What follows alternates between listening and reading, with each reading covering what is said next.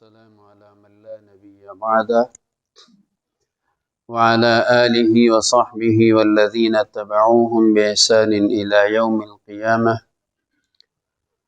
أما بعد فأعوذ بالله من الشيطان الرجيم. بسم الله الرحمن الرحيم.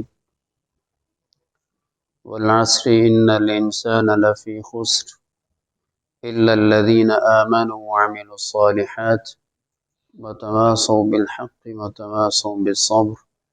صدق اللہ العظیم.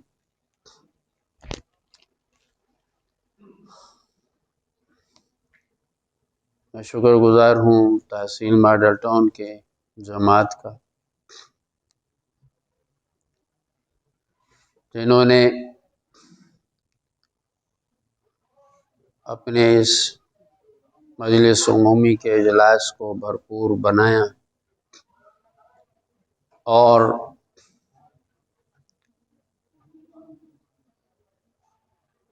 جماعت کو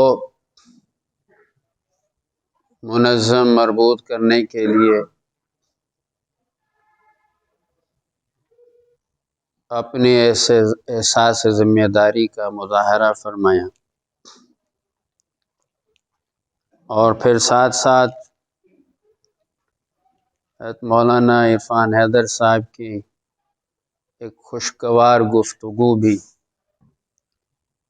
آپ کے اس اجلاس کو معطر کرتی رہی.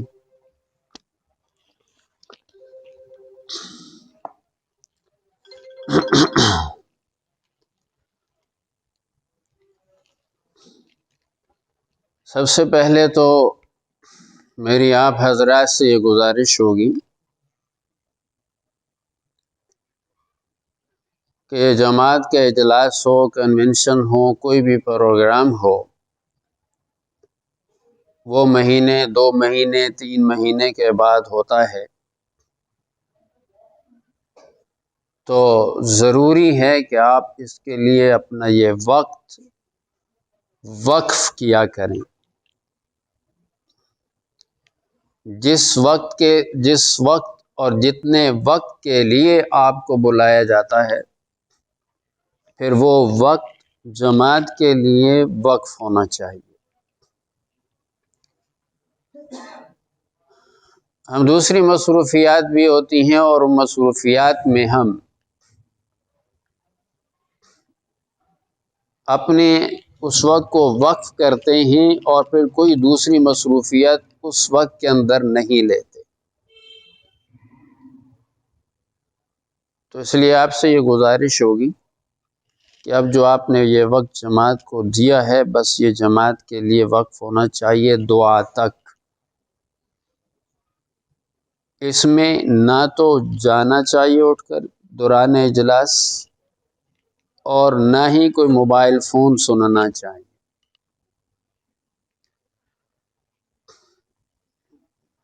ہمارے ائمہ حضرات کو اکثر نماز کی فکر ہوتی ہے.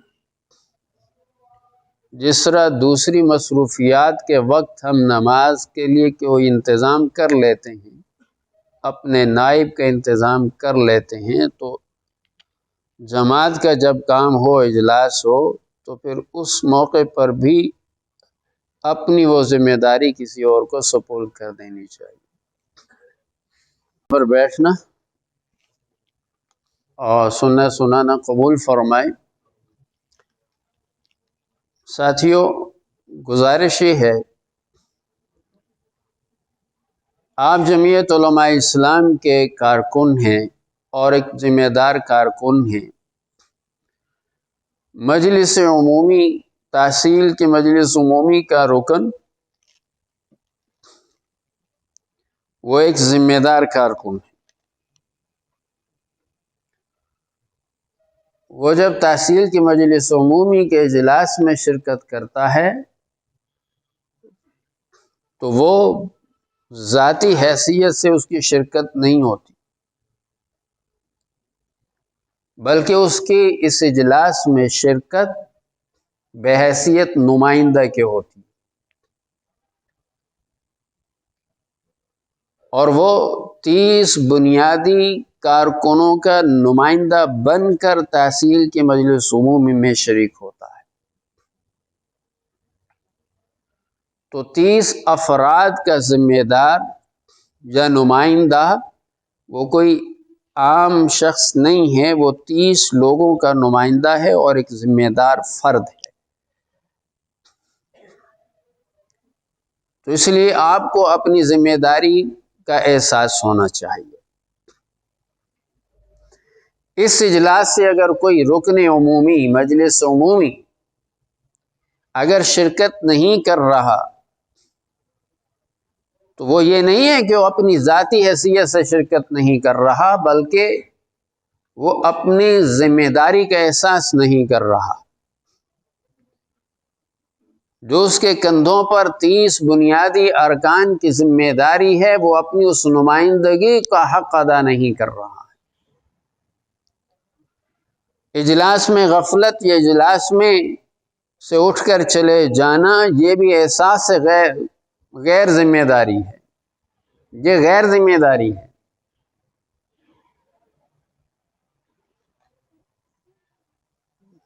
تو جمعیت علماء اسلام کوئی معمولی کام نہیں، معمولی جماعت نہیں ہے۔ آپ حضرات جس جماعت کے ذمہ دار کارکن ہیں، رکن ہیں، اس کا مقصد بہت بڑا ہے، بہت بڑا مقصد ہے، معمولی مقصد نہیں، بہت بڑا مقصد ہے۔ اور وہ مقصد اللہ کی زمین پر اللہ کا نظام، جس مقصد کے لیے اللہ نے انسان کو اس زمین پر بھیجا ہے۔ وَإِذْ قَالَ رَبُّكَ لِلْمَلَائِكَةِ إِنِّي جَاعِلٌ فِي الْأَرْضِ خَلِيفَةً، اللہ تبارک و تعالی نے خلیفہ بنا کر اس زمین پر بھیجا۔ زمین پر بھیجا ہے، کوئی مخلوق کی حیثیت سے نہیں بھیجا، بس ایک زمین میں ایک مخلوق آباد کرنی تھی۔ زمین پر بھیجا ہے اس لیے نہیں کہ اور مخلوقات بھی ہیں کہ انسان کی حیثیت سے یہاں بھیجا جا رہا ہے، نہیں، بحیثیت خلیفہ کے بھیجا ہے۔ خلافت کی ذمہ داریاں دے کر بھیجا ہے، اور خلافت یہ بتا رہی ہے کہ اللہ تبارک و تعالی چاہتے کیا ہیں، اللہ تعالی انسان سے کیا چاہتے ہیں اور اس زمین میں کیا چاہتے ہیں۔ وہ خلیفہ کا لفظ ہی بتا رہا ہے کہ اللہ تعالی انسان کو ذمہ دار بنا کر بھیجا ہے اور اس زمین پر اپنا نظام چاہتے ہیں۔ اور اللہ تبارک و تعالی نے یہ بھی نہیں فرمایا انی جاعل فی الارض ملکا، بادشاہ بنا کر نہیں بھیجا، اس لیے کہ ملک، بادشاہ، سلطانہ، اس میں با اختیار ہونے کی طرف اشارہ ملتا ہے کہ وہ خود اپنی مرضی کا مالک ہے۔ اللہ تعالی نے خلیفہ فرمایا، خلیفہ فرمائے ہیں۔ ایک تو یہ کہ انسان ذمہ دار ہے، اس زمین پر اللہ کی طرف سے نائب ہو کر آیا ہے، اور نائب وہی کام کرتا ہے جو اس کا اصل، جو مستخلف ہے، خلیفہ بنانے والا ہے، جو وہ چاہتا ہے، جو وہ ہدایت کرتا ہے، خلیفہ اس کے مطابق عمل کرتا ہے، اس کے مطابق کام کرتا ہے۔ خلیفہ کی اپنی مرضی نہیں ہوتی۔ تو جب اللہ تبارک و تعالی نے انسان کو خلیفہ بنایا تو خلافت، خلیفہ کا لفظ یہ بھی بتا رہا ہے کہ اللہ تبارک و تعالی یہاں پر اقتدار چاہتے ہیں۔ اللہ تعالی اپنا نظام حکومت چاہتے ہیں، انسانی معاشرے کے اندر نظام حکومت کی ضرورت ہوگی، اور وہ نظام حکومت اللہ تعالیٰ اپنی مرضی کا چاہتے ہیں، انسانوں کی مرضی کا نہیں۔ جس طرح دوسرے معاملات میں ہم اپنی مرضی نہیں کر سکتے، آنے میں، دنیا میں آنے، پیدائش میں کوئی مرضی نہیں، مرنے میں کوئی مرضی نہیں، بیماری میں کوئی مرضی نہیں، صحت میں کوئی مرضی نہیں، رزق میں کوئی مرضی نہیں، ان چیزوں میں اپنی کوئی مرضی نہیں ہے۔ نفع و نقصان میں کوئی مرضی نہیں ہے۔ انسان تو نہیں چاہتا نقصان ہو، نقصان ہوتا ہے۔ انسان تو نہیں چاہتا بیمار ہو، بیمار ہوتا ہے۔ انسان تو چاہتا ہے مجھے دولت کے انبار مل جائیں، نہیں ملتا۔ یہ سب اللہ نے اپنے ہاتھ میں رکھ کے ہی انسان کو بتایا ہے، تو آزاد نہیں ہے۔ تھوڑا سا اختیار دیا، اس میں انسان اپنے آپ کو پتہ نہیں کیا سمجھنے لگے۔ تھوڑا سا اختیار دیا اور اپنے آپ کو مختار کل سمجھنے لگے۔ کتنی چیزیں ہیں جس میں انسان مجبور ہے، اور تھوڑا سا اختیار ملا تو ساری دنیا کا مالک اپنے آپ کو سمجھنے لگ گیا۔ تو انسان خلیفہ ہے، اور اللہ تعالیٰ نے یہ نظام اس لیے دیا کیونکہ انسانی معاشرے کے اندر انسان جو مدنی الطبع ہے، اکیلا نہیں رہ سکتا، تنہا نہیں رہ سکتا، وہ مدنی الطبع ہے۔ اس کے لیے شہر چاہیے، آبادی چاہیے۔ آبادی کے بغیر وہ کسی جنگل میں تنہا اکیلے نہیں رہ سکتا، زندگی بسر نہیں کر سکتا۔ اسے لباس کی بھی ضرورت ہے، اپنی خوراک کی بھی ضرورت ہے، اور بھی بہت سے تقاضے لگے ہوئے ہیں۔ وہ تنہا جنگل کی زندگی بسر نہیں کر سکتا۔ وہ مدنی الطبع ہے، مدنی، مدینہ، شہر۔ اس کے لیے شہر اور آبادی چاہیے۔ پھر جب شہر اور آبادی ہوتی ہے تو وہاں پھر مسائل بھی پیدا ہوتے ہیں۔ جب مسائل پیدا ہوتے ہیں تو ان مسائل کو درست رکھنے کے لیے اور انسانی معاشرے کو صحیح نہج پر رکھنے کے لیے نظام حکومت و سیاست کی ضرورت ہے۔ تو اللہ تبارک و تعالیٰ نے جس طرح تمام ضروریات انسان کو عطا فرمائی ہیں، کھانے پینے، لباس، رہائش وغیرہ، سب کی سب ضروریات، علاج، معالجہ وغیرہ وغیرہ، تمام ضروریات مہیا فرمائی ہیں، تو انسانی معاشرے کی اہم ترین ضرورت سیاست و حکومت، اللہ نے وہ نظام بھی عطا فرمایا، وہ نظام بھی عطا فرمایا ہے۔ ایسا نہیں ہو سکتا تھا کہ اللہ تعالیٰ انسان کو بھیج دیں، ساری ضرورت تو دے دیں، لیکن جب مسائل پیدا ہوں تو اللہ ان کا کوئی حل نہ بتائے، اللہ کی طرف سے کوئی اس کا حل نہ ہو، کوئی نظام نہ ہو۔ ایسا نہیں ہو سکتا۔ تو جس طرح انسان اگر اپنی عقل پر زور دے کر سوچے کہ انسان یہ چاہتا ہے ہر جگہ میرے لیے خیر ہی خیر ہو، شر نہ ہو، اچھائی ہو، برائی نہ ہو، نیکی ہو، بدی نہ ہو، ہر جگہ اچھائی چاہتا ہے، ہر جگہ اچھائی چاہتا ہے، اسی طرح نظام حکومت و سیاست کے اندر بھی اچھائی مطلوب ہے۔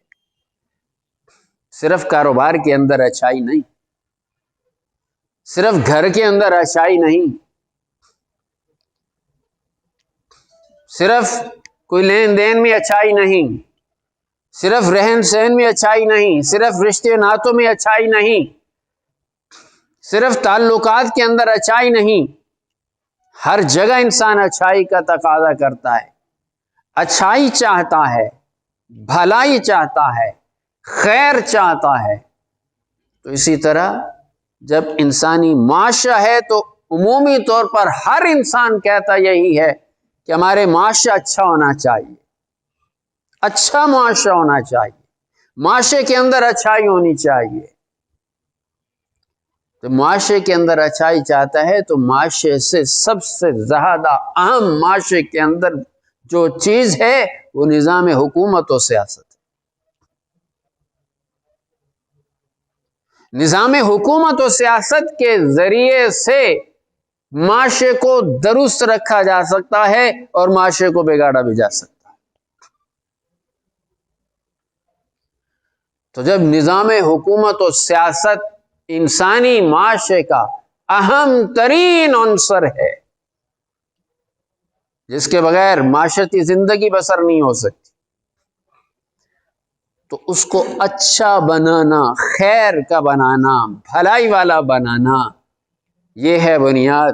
اور اس لیے اسلام سیاست و حکومت کا تقاضا کرتا ہے۔ اور چونکہ اسلام سے بہتر کوئی اور نظام نہیں، کوئی اور دین نہیں،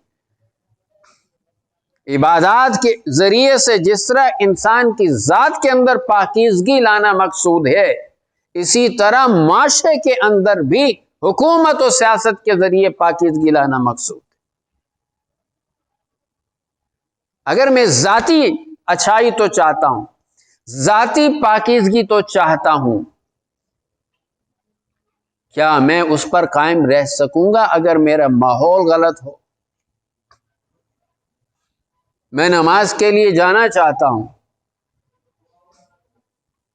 تو یاد رکھیے نماز کے لیے مسجد تک میں تبھی پہنچ پاؤں گا جب میرا ماحول میرے موافق ہوگا۔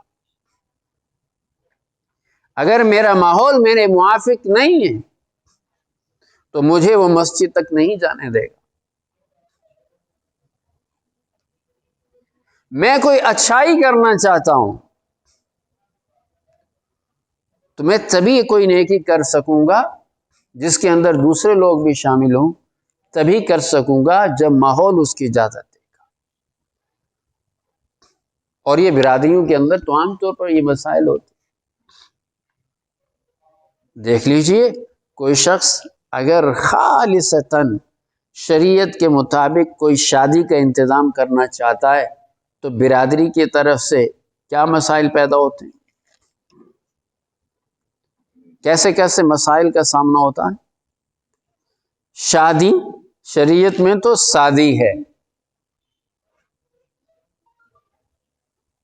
سادی ہے، لیکن انسانی معاشرے نے اس کو کہاں تک مشکل ترین بنا دیا۔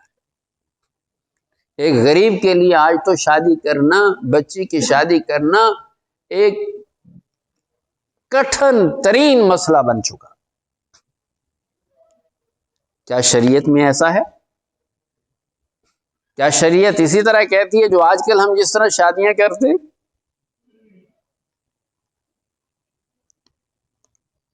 تو یہ کیوں؟ اس لیے کہ ماحول، جب کوئی شخص، کوئی مسلمان چاہتا ہے میں عین شریعت کے مطابق اپنی بچی کی شادی کر دوں، کیا برادری کا ماحول اس کی اجازت دیتا ہے؟ تانے وغیرہ وغیرہ اڑوس پڑوس سے کیا کچھ سننے پڑتے ہیں۔ تو ماحول جب موافق ہوگا تبھی آپ کوئی نیکی اور بھلائی بھی کر سکیں گے۔ اسی لیے ماحول وہ نظام حکومت و سلطنت کے تابع ہوتا ہے۔ اس لیے اسلام نے صرف عبادات نہیں دی، اسی لیے اسلام نے صرف زکوٰۃ صدقات نہیں دیے، اسلام نے اسی لیے صرف یہ تسبیح مصلی نہیں دیا، بلکہ ساتھ ساتھ اسلام کے باقی احکامات حتیٰ کہ فرض احکام بھی بعد میں نازل ہوتے رہے، پہلے سیاسی بنیاد رکھی گئی۔ آپ صلی اللہ علیہ وسلم روزہ فرض ہوا تو کہاں ہوا؟ مدینہ میں۔ روزے کی فرضیت کہاں ہوئی؟ مدینہ میں۔ زکوٰۃ کی فرضیت مدینہ میں۔ حج کی فرضیت مدینہ میں۔ اسلام کے 4 بنیادی ارکان میں سے 3 وہ مدنی زندگی میں آ کر فرض ہوئے، مدنی زندگی میں آ کر فرض ہوئے، جبکہ سیاسی نظام اس سے پہلے اس کی بنیاد رکھ لی۔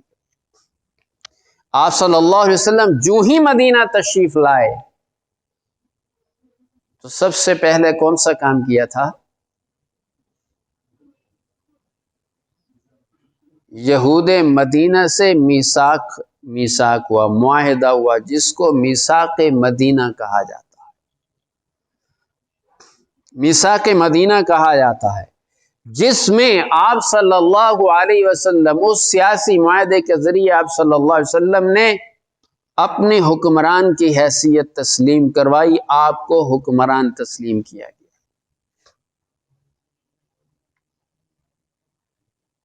تو سیاسی نظام یہ بنیاد ہے۔ اگر بالفرض اللہ نہ کرے جیسا کہ دوسری دنیا میں دوسرے مقامات پر ہو چکا ہے، ترکی کی مثال آپ کے سامنے ہے،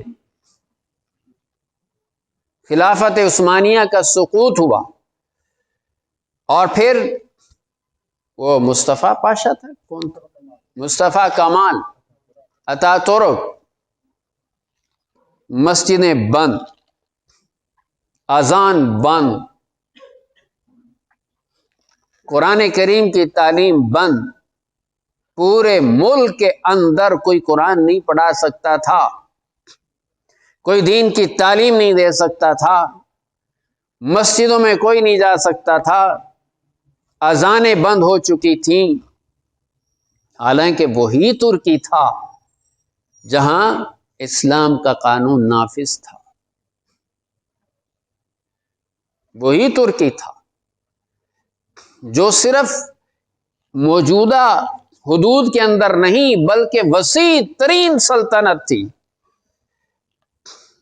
لیکن جب پلٹا کھایا، جہاں مسجدیں آباد تھیں مسجدیں ویران کر دی گئیں، تالے ڈال دیے گئے مسجدوں کو، پھر کسی کی جرت نہیں تھی کہ وہ مسجد میں جا سکے، کسی کی جرت نہیں تھی اذان دے سکے۔ جب ایک اسمبلی کے اندر جب اذان پر پابندی لگی، اس وقت علماء نے جرت سے کام لیا، اذان دینا وہیں اسمبلی گیلری میں اذان دینا شروع کی، 9 عالم ایک اذان پر شہید کر دیے گئے۔ اذان دینا شروع کی، گولی مار دی گئی، دوسرا اٹھا اس نے اس سے آگے شروع کی، گولی مار دی گئی، اور 9 علماء شہید ہوئے، شہید ہو کر اپنی اذان مکمل تو کی لیکن اذان کی اجازت نہیں ملی۔ پھر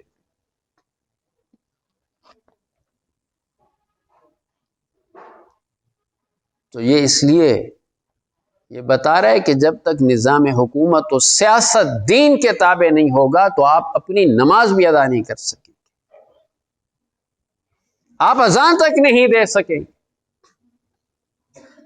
آج پاکستان میں اگر یہ مسجدیں کھلیں، پاکستان کے اندر اگر یہ مدارس کھلیں تو کیا خیال ہے؟ آپ کیا سمجھتے ہیں یہ اس لیے کھلے ہیں کہ پاکستان کے حکمران مسلمان ہیں؟ اتا ترک بھی کافر تو نہیں تھا، کلمہ تو وہ بھی پڑھتا تھا، اس نے بھی اپنے دفتر میں قرآن رکھا ہوا تھا،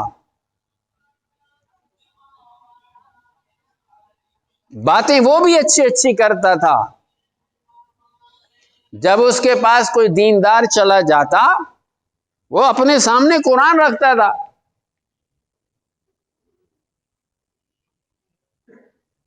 وہ بھی باتیں قرآن کے مطابق کیا کرتا تھا،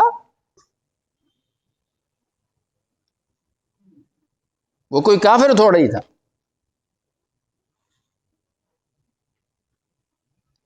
لیکن وہ اہل دین کا مخالف ترین شخص تھا،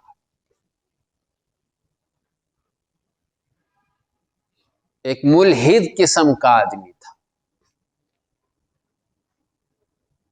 وہ دینی طبقے کو، دیندار طبقے کو، داڑھی اور پگڑی کو برداشت نہیں کرتا. تو یاد رکھیے، پاکستان کے اندر بھی یہ مسجدیں، آج ہم مسجد کے اندر نہ بیٹھے ہوتے، مدارس نہ ہوتے، یہ داڑھی اور پگڑی کے ساتھ سڑک پر نکلنا مشکل ہوتا اگر جمعیت علماء اسلام نہ ہوتی. اگر جمعیت علماء اسلام کی جد و جہد نہ ہوتی. آج ہمارے یہ اسلامی اپنے معاملات کو اسلام کے مطابق جو ہمارے اختیار میں ہے اس کو لانا کرنا، شادی وغیرہ، غمی خوشی وغیرہ وغیرہ، یہ جو آج کچھ ہم اسلام کے مطابق کر رہے ہیں، یہ بھی ہمیں اسلام کے مطابق کرنے کی اجازت نہ ہوتی اگر آج جمعیت علماء اسلام نہ. یہ علماء کی جد و جہد کا نتیجہ ہے. مدارس، مسجدیں کھلی ہوئی، یہ جمعیت علماء اسلام کی جد و جہد کا نتیجہ ہے کہ مدارس کے اندر تعلیم جاری و ساری ہے. یہ جمعیت علماء اسلام کی جد و جہد کا نتیجہ ہے. آپ داڑھی اور پگڑی کے ساتھ بازار میں نکلتے ہیں، یہ جمعیت علماء اسلام کی جد و جہد. جمعیت علماء اسلام ان قوتوں کے سامنے رکاوٹ بنی ہے، اس کے سامنے بند باندھا ہے جمعیت علماء اسلام.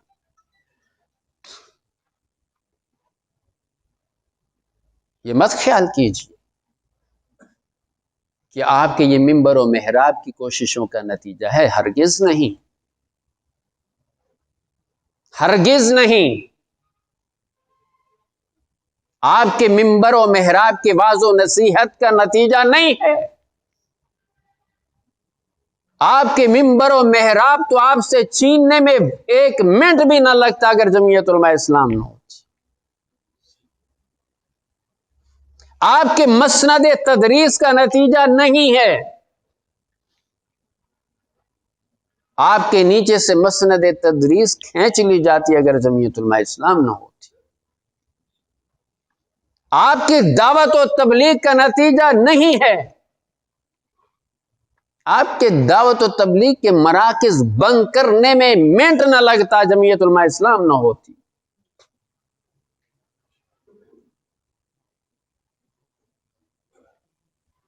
پہلے کرونے میں دیکھ لیا جائے، پہلی بار جب کرونا پھیلا کس پر الزام لگا؟ مراکز بند ہوئے یا نہیں ہوئے؟ بند ہوئے. تو اس لیے تسلیم کر لینا چاہیے کہ سیاسی نظام کو دین میں بہت بڑا دخل ہے. اگر یہی سیاسی نظام بے دین قوتوں کے پاس ہے تو وہ دین کو نشانہ بنائیں گے، مسجد کو نشانہ بنائیں گے، دعوت و تبلیغ کو نشانہ بنائیں گے، مدارس کو نشانہ بنائیں گے، اسلامی معاشرتی احکام کو نشانہ بنائیں گے. اور ہے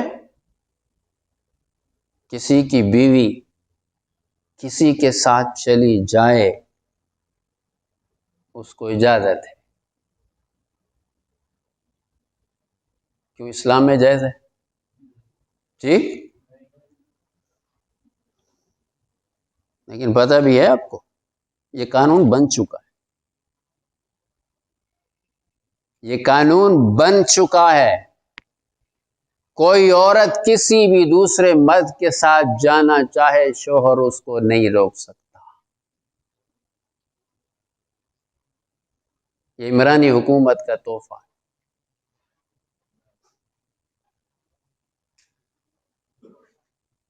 نہیں روک سکتا. یہ قانون بن چکا ہے، پاکستان میں بن چکا. کیا شریعت اس کی اجازت دیتی؟ کہ یہ غیرت و انسانی غیرت و حمیت کے خلاف نہیں؟ کیا یہ ہمارے خاندانی نظام کو تباہ و برباد کرنے کی سازش نہیں؟ تو جب بے دین طبقے کے ہاتھ میں سیاسی نظام ہوگا تو ایسے ہی فیصلے ہوں گے. نہ آپ کی مسجد محفوظ، نہ آپ کا مدرسہ محفوظ، نہ آپ کے دعوتی مراکز محفوظ، نہ آپ کا گھر محفوظ، نہ آپ کے عزت و عصمت محفوظ. پھر بچا کیا ہے؟ اور پھر سود کا نظام لا کر آپ کی تجارت کو بھی ناپاک کیا جائے تو کون سا شعبہ چھوڑا گیا؟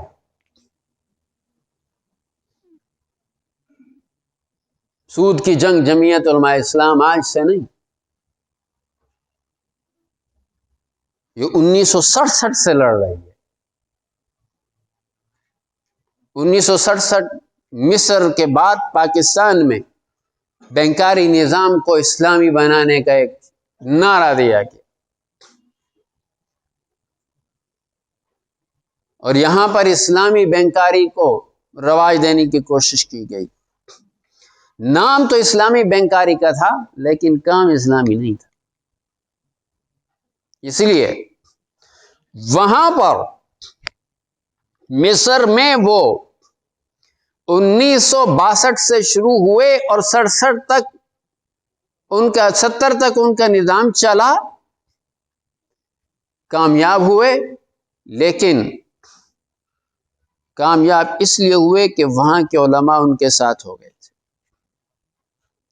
لیکن جب بھانڈا پھوٹا تو اس میں تو اسلام کے نام کی کوئی چیز نہیں ہے.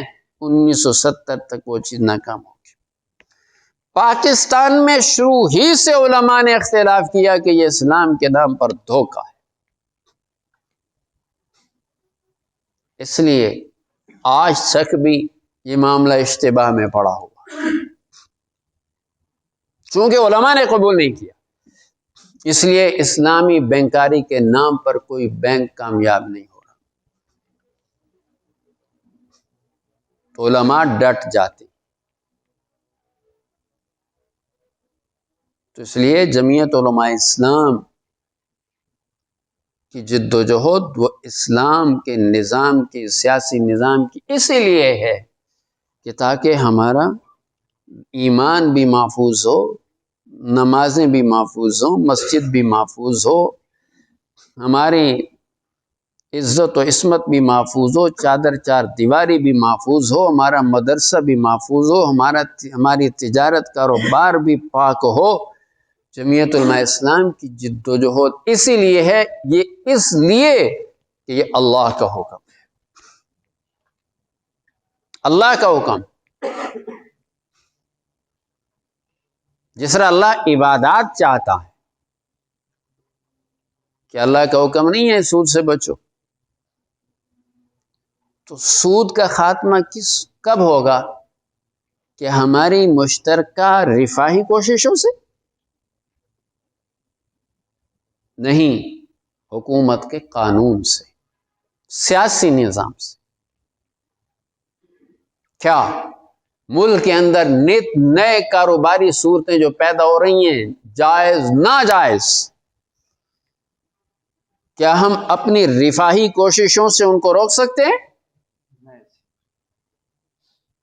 نہیں، سیاسی حکومت کے نظام کے ذریعے روکا جا سکتا ہے.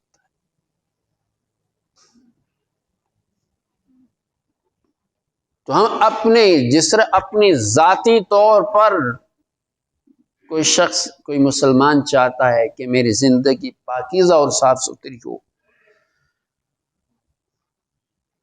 تو یہ دین ذات والا دین نہیں ہے. لا رہبانیت فی الدین. اپنی ذات کی فکر مت کرو. صرف اپنی ذات کی فکر کافی نہیں ہے، صرف اپنی ذات کی فکر کافی نہیں ہے. اللہ کو وہ مسلمان پسند نہیں جو اپنی ذات کی تو فکر کرے اور معاشرے کی فکر نہ کرے. معاشرہ تباہی کی طرف جا رہا ہو اور وہ اپنی نیکی پہ نیکی کرنے پر لگا ہوا ہو اللہ کو ایسا نیکوکار پسند نہیں. خود نیک بننا چاہتا ہے تو معاشرے کو بھی نیک اور صالح بنانے کی کوشش، یہ اللہ کو مطلوب ہے. معاشرے سے برائیوں کا خاتمہ.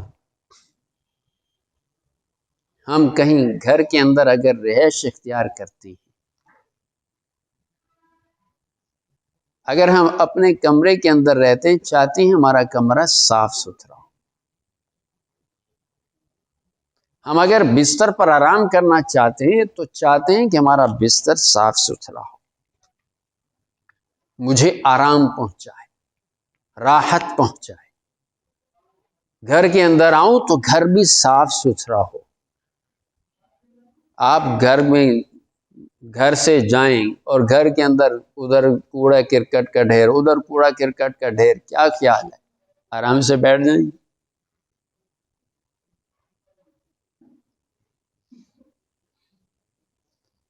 تو پھر اللہ نے انسان پیدا کیا اور انسان کے اندر اللہ گندگی اور کوڑے، اخلاقی معاشرتی گندگی اللہ برداشت کرے؟ یہ کیسے ہو سکتا ہے؟ اگر ہم اپنی زندگی کو پاکیزہ بنانا چاہتے ہیں تو معاشرے کو بھی پاکیزہ بنانا، اور جمعیت علماء اسلام کے یہی میں.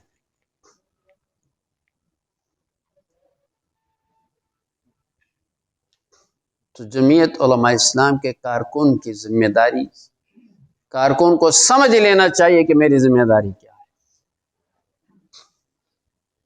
ذمہ داری کیا ہے؟ اور پھر یاد رکھیے،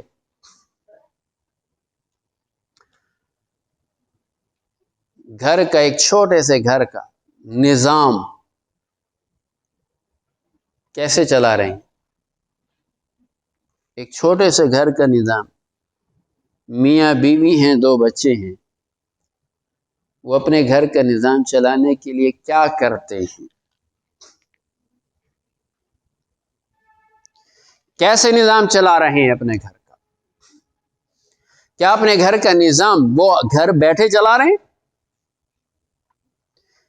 یا وہ شخص رات دن محنت کرتا ہے اور اپنے گھر کا نظام چلاتا ہے؟ وہ گھر بیٹھ کر گھر کا نظام نہیں چلا سکتا. اپنے چھوٹے سے گھر کا نظام وہ گھر بیٹھ کر نہیں چلا سکتا. اسے معاشرے کے ساتھ رابطہ رکھنا ہے، گھر کے باہر اس نے جوڑنا ہے، گھر کے باہر اس نے محنت کرنی ہے. جب تک گھر کے باہر وہ محنت نہیں کرے گا اس کے گھر کا نظام نہیں چل سکتا، ایک چھوٹا سا گھر نہیں چل سکتا. تو میرے کارکن، آپ کیا سمجھتے ہیں کہ آپ چاہتے ہو ہماری سڑکیں بھی بن جائیں، ہمارا یہ کام بھی ہو جائے، فلاں کام بھی ہو جائے، فلاں بھی ہو جائے، فلاں بھی ہو جائے، میں جو بات منہ سے نکالوں وہ پوری ہو جائے، تو کیا یہ کام گھر بیٹھے ہوں گے؟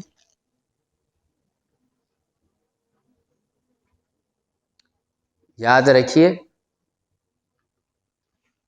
قدرت کا قانون ہمیشہ یاد رکھیے، قدرت کا قانون ہے، اور قدرت کا جو نظام ہے وہ قانون ہے، وہ کسی کا لحاظ نہیں کرتا، نہ کسی پیر و مرشد کا لحاظ کرتا ہے، نہ کسی بڑے سے بڑے دولت مند کا لحاظ کرتا ہے، نہ کسی غریب کا لحاظ کرتا ہے. قانون قدرت اٹل ہے، وہ ہو کر رہتا ہے.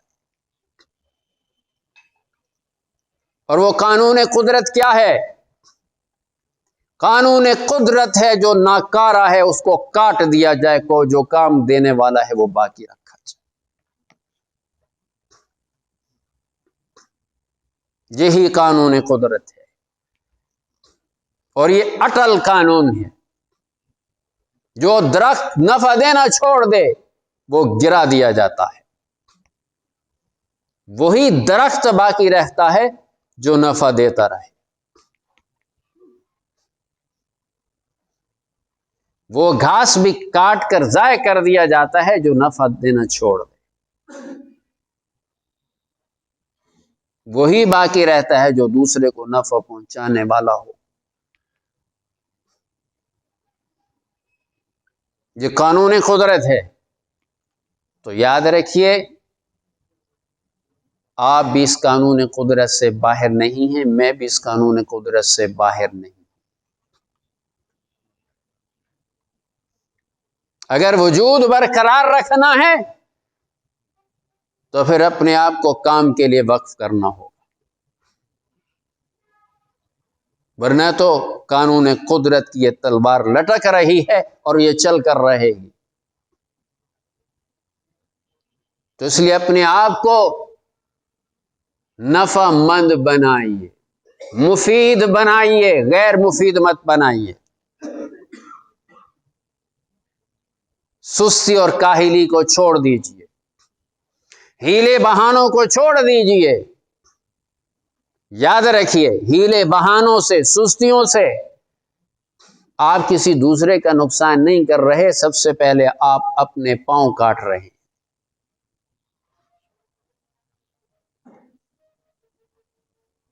اس لیے گردش میں رہو گے تبھی شمار ہوگا،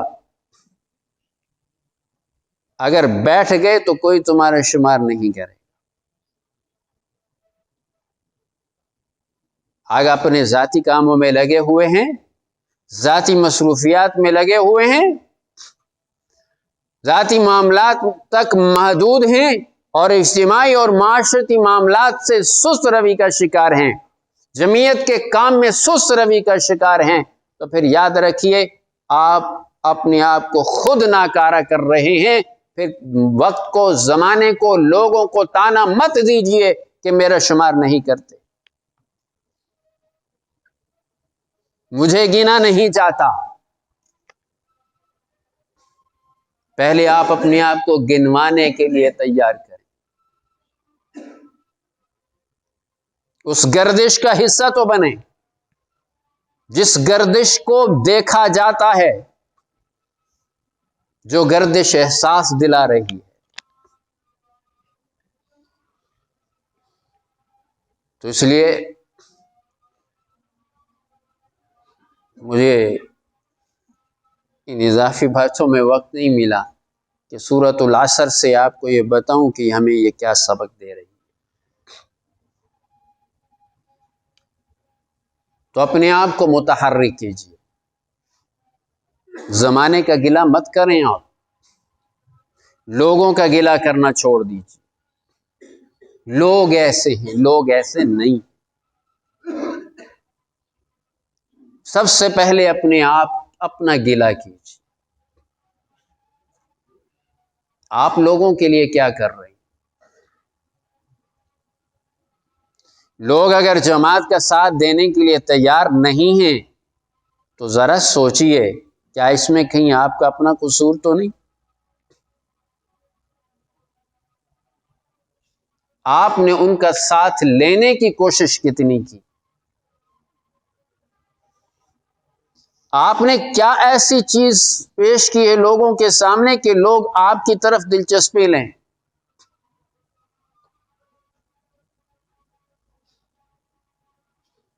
معذرت کے ساتھ اپنے آپ کو متحرک کیجیے۔ پانی وہی ٹھیک رہتا ہے جو بہتا رہتا ہے، بہاؤ میں رہتا ہے۔ جو ایک جگہ ٹھہر جاتا ہے وہ پھر پانی نہیں کہلاتا، وہ جوہر کہلاتا، جس سے بدبو پھوٹنے لگ جاتی ہے، جس سے پھر لوگ تنگ ہو جاتے ہیں۔ اپنے آپ کو بہاؤ میں رکھیے، حرکت میں رکھیے، متحرک رہیں، جماعت کو مضبوط کیجیے، جماعت کو مضبوط کیجیے۔ یاد رکھیے اگر آپ جمعیت علماء اسلام کو مضبوط کریں گے، اور اس کی مضبوطی کیا ہے؟ اس کی مضبوطی یہ ہے کہ آپ اس کی دعوت پھیلاتے رہیں، دوسروں کو جماعت کی دعوت دیتے رہیں، دوسروں کو جماعت کے اندر شامل کرتے رہیں، دوسروں کو جماعت میں لاتے رہیں۔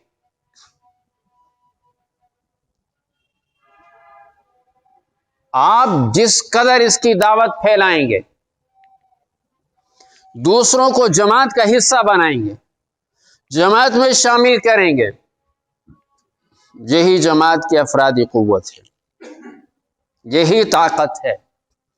سیاسی جماعت کی طاقت افراد ہوا کرتے ہیں، جتنی زیادہ افرادی قوت سیاسی جماعت اتنی ہی زیادہ مضبوط۔ اور آپ جس قدر اس طریقے پر محنت کر کے جماعت کو مضبوط کریں گے، آپ محفوظ ہوتے جائیں گے۔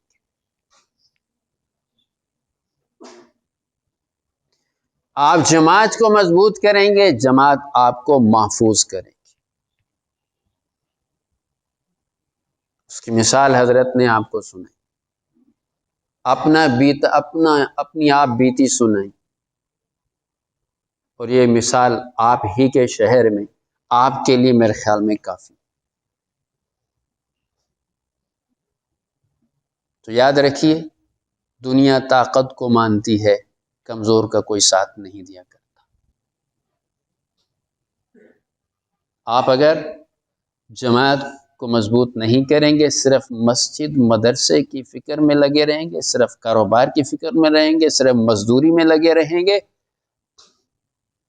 صرف ملازمت کی فکر میں ہوں گے، اور ان کاموں میں پڑھ کر آپ جماعت سے کوئی جماعت کی طرف توجہ نہیں کریں گے، پھر یقین کر لیجئے آپ اپنی تقدیر میں لکھ رہے ہیں، خود ہی لکھ رہے ہیں کہ میں مٹ جاؤں، میں مٹنے کے لیے تیار۔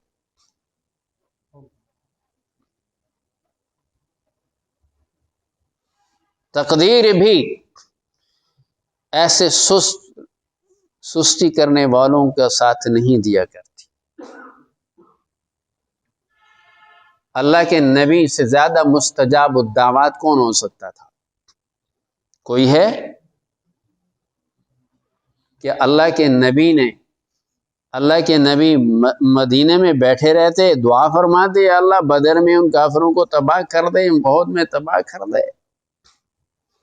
آپ سے زیادہ مقبول الدعوات، مستجاب الدعوات اور کون ہو سکتا؟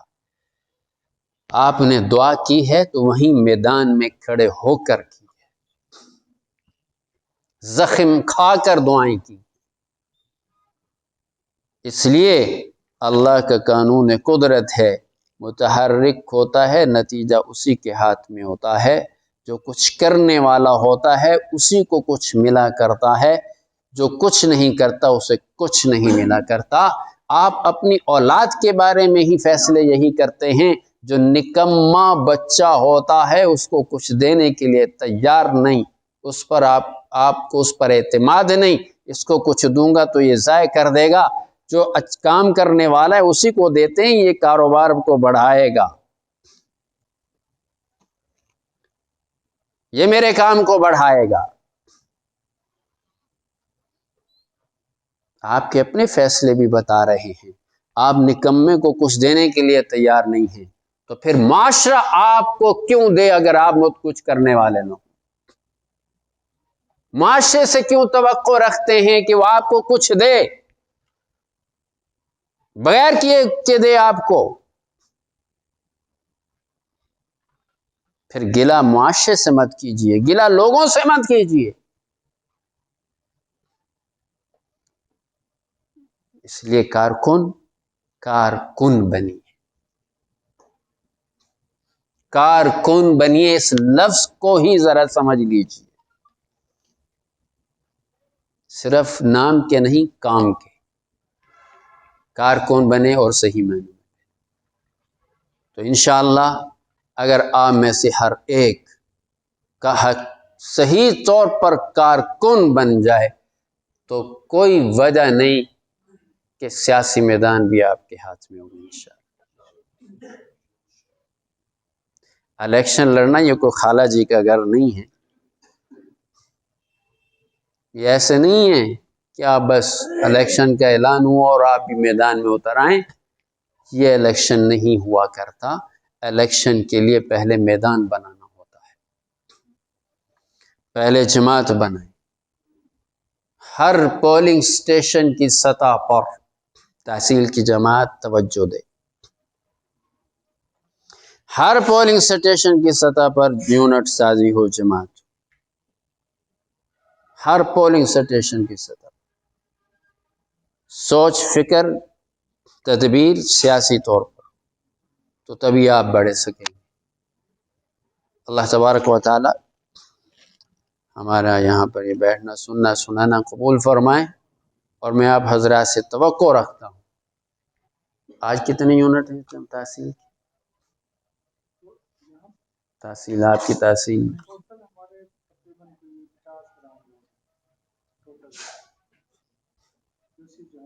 سوئے ہوئے کتنے، جاگے کتنے؟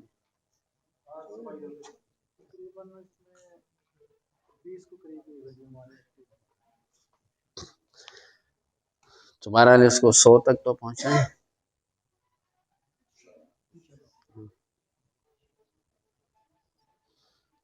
سبحان آپ سب حضرات سے درخواست ہے کہ صرف تحصیل کے ذمہ داران کا کام نہیں ہے، آپ سب ذمہ دار ہیں، آپ سب ذمہ دار ہیں، اپنے آپ کو ذمہ دار سمجھیں اور جماعت کا کام کریں۔ اللہ تبارک و تعالی جمعیت علماء اسلام کو اپنی جد و جہد میں کامیاب فرمائے۔ الحمد للہ رب العالمین والعاقبۃ للمتقین والصلاة والسلام علی سید الرسل وخاتم النبیین محمد النبی الامی وآلہ وصحبہ اجمعین۔ ربنا آتنا فی الدنیا حسنہ وفی الآخرۃ حسنہ وقنا عذاب النار۔ اے اللہ ہم سب کو یہاں بیٹھنا سننا سنانا قبول فرما، ہماری مغفرت نجات کا ذریعہ بنا۔ اے اللہ اسلام کا بول بالا فرما، اسلام کو غالب فرما۔ اے اللہ ہمارے ملک میں اسلام کا نظام رحمت عطا فرما۔ اے اللہ جمعیت علماء اسلام کو اس جد و جہد میں کامیاب فرما۔ اے اللہ قائد جمعیت حضرت مولانا فضل الرحمان صاحب و پوری قیادت کی حفاظت فرما۔ اے اللہ دشمنان دین جس طرح ہمارے ملک پر ہر طرح سے حملے کر رہے ہیں، اے اللہ ان کے حملوں کو ناکام و خاسر فرما۔ اے اللہ عمرانی فتنے کو تباہ و برباد فرما۔ اے اللہ قادیانی فتنے کو تباہ و برباد فرما۔ اے اللہ جتنے بھی فتنے اسلام کے خلاف اس ملک میں دنیا میں اے اللہ پیدا ہو رہے ہیں، سب کو ناکام و خاسر فرما۔ اے اللہ ہمارے یہاں بیٹھنا سننا سنانا قبول فرما۔ جتنے حاضرین ہیں اے اللہ سب کی مشکلات کو آسان فرما، پریشانیاں دور فرما۔ اے اللہ راحتیں نصیب فرما۔ اے اللہ دنیا آخرت کی راحتیں نصیب فرما۔ وصلی اللہ تعالی علی خیر خلق محمد وآلہ وصحبہ اجمعین۔